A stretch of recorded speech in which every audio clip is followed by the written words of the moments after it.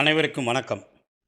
பீகார் மாநிலத்தில் காங்கிரஸ், ஆர்ஜேடி, இடதுசாரிகள் அடங்கிய மகா கூட்டணியில் முதல்வராக இருந்த ஐக்கிய ஜனதா தலைவர் நிதிஷ்குமார், பாஜகவின் மிரட்டல் மற்றும் கற்பூரி தாகூருக்கு பாரத ரத்னா விருது அறிவிப்பு மூலம் மக்களவைத் தேர்தலுக்கு முன் மகா மற்றும் இந்திய கூட்டணியிலிருந்து விலகி மீண்டும் பாஜக கூட்டணியில் இணைந்து முதல்வர் நாற்காலியில் அமர்ந்தார். நிதிஷ்குமாருக்கு முதல்வர் பதவி வழங்கினாலும் முக்கிய பொறுப்புகள் பாஜக சார்பில் துணை முதல்வராக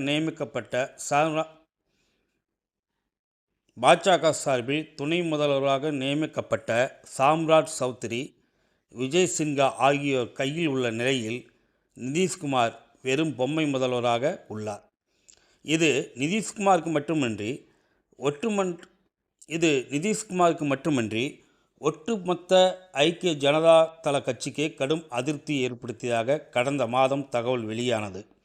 எனினும் ஒன்றிய உள்துறை அமைச்சர் அமித்ஷா டில்லி மற்றும் பாட்னாவில் சில கூட்டங்களை நடத்தி இந்த விஷயத்தை மூடி மறைத்தார். அதன் பிறகு மக்களவைத் தேர்தலுக்கான தொகுதி பங்கீட்டு விவகாரத்திலும் பாஜக, ஐக்கிய ஜனதா தள கூட்டணியிடையே விரிசல் ஏற்பட்டுள்ளதாக அடுத்த கட்ட செய்திகள் வெளியாகின. இந்த செய்திகளுக்கு பிறகு ஐக்கிய ஜனதா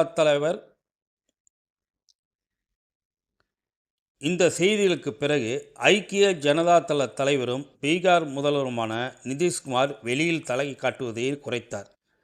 மக்களவைத் தேர்தலில் பிரச்சாரத்தில் பிரதமர் மோடியுடன் ஒன்றிரண்டு பிரச்சார கூட்டங்களில் நிதிஷ்குமார் மேடை அவதாரம் எடுத்தார்.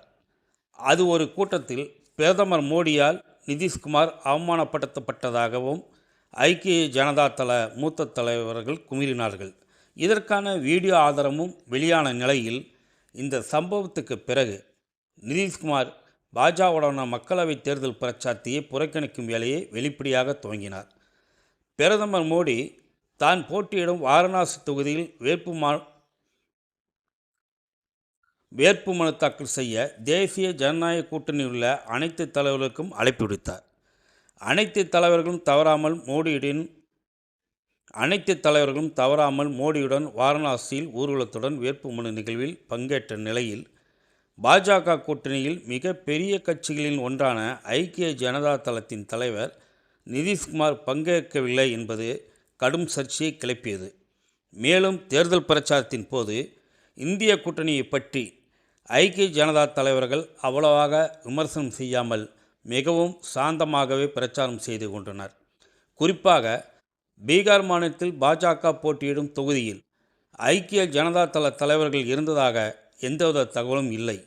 இவ்வாறு பல்வேறு சம்பவங்களால் பீகார் மாநிலத்தில் எந்த நேரத்திலும் ஆட்சி கவிழலாம் என்றும் மக்களவைத் தேர்தல் முடிவுக்கு பின்னர் நிதிஷ்குமார் தனது முடிவை அறிவிக்கலாம் என கடந்த ஒரு மாதமாக தகவல்கள் வெளியாகியுள்ளது. இந்நிலையில் பீகாரில் ஆளுநர் மூலம் ஆட்சி நிர்வாகம் நடைபெற்று வருவதாக இந்தியா கூட்டணியில் அங்கு வகிக்கும் ராஷ்டிரிய ஜனதா தள கட்சியின் தலைவரும் பீகார் முன்னாள் துணை முதல்வருமான தேசவி கூறியுள்ளார். இது குறித்து அவர் மேலும் கூறுகையில் பீகார் மாநிலத்தில் அரசு அதிகாரிகளுடன் கூட்டங்களை நடத்துவது மற்றும் அறிவுறுத்தல்களை வழங்குவது அனைத்தும் ஆளுநர்தான் என்பதை நான் அறிந்துள்ளேன். மக்களவைத் தேர்தல் களத்தில் பாஜக மற்றும் ஐக்கிய ஜனதா தளம் ஆகிய இரண்டும் தத்தம் தொகுதியிலேயே மட்டுமே கவனம் செலுத்துகின்றன. இந்த சம்பவங்கள் அனைத்தும் மக்களவைத் தேர்தல் முடிவு வெளியாகும் ஜூன் 4க்கு பிறகு பீகார் எதற்கோ ஒரு பெரிய சாட்சியாக அமையப்போகிறது என்று எனது அச்சத்தை உறுதிப்படுத்துகிறது. மக்களவைத் தேர்தலுக்கு பிறகு அதாவது நிதிஷ்குமார் ஒரு பெரிய முடிவெடுப்பார் என்று நான் கணித்துள்ளேன் என்று கூறினார். தேசவி ஒவ்வொரு முறையும் தனக்கு தெரிந்த கருத்துக்களை அடிக்கடி கூறி வருகிறார். ஆனால் இந்த கருத்துக்கு பாஜக மட்டும் மறுப்பு தெரிவித்து வரும் நிலையில் நிதிஷ்குமார் மற்றும் ஐக்கிய ஜனதா தலைவர்கள் எவரும் தேசவியின் கருத்துக்கு எதிர்கருத்தோ அல்லது சாதாரண ஆட்சேபனையோ தெரிவிக்காமல் அமைதி காத்து வருவதுதான் பாரதிய ஜனதா கட்சிக்கு பீதியை ஏற்படுத்தியுள்ளது. தற்போது கூட பீகாரில் ஆளுநர் மூலம் ஆட்சி நிர்வாகம் என்ற தேசவின் கருத்துக்கு ஐக்கிய ஜனதா தளம் எதுவும் கூறாமல் அமைதியாக இருப்பது மிகவும் பாஜகவுக்கு கலக்கத்தை ஏற்படுத்தியுள்ளது. எது எப்படி இருந்தாலும் ஜூன் 4ஆம் தேதியன்று வெளியாகும் மக்களவைத் தேர்தல் முடிவுக்கு பிறகு ஜூன் 4ஆம் தேதி அன்று வெளியாகும் மக்களவைத் தேர்தல் முடிவுக்கு பிறகு பீகாரில் கண்டிப்பாக ஆட்சியும் காட்சிகளும் மாறும் என அம்மாநில ஊடகங்கள் அடிக்கடி செய்திகள் வெளியிட்டு வருகின்றன. ஜூன் 4க்கு பிறகு பீகாரில் என்ன நடக்கிறது என்பது இனிமேல் தான் தெரிய வரும்.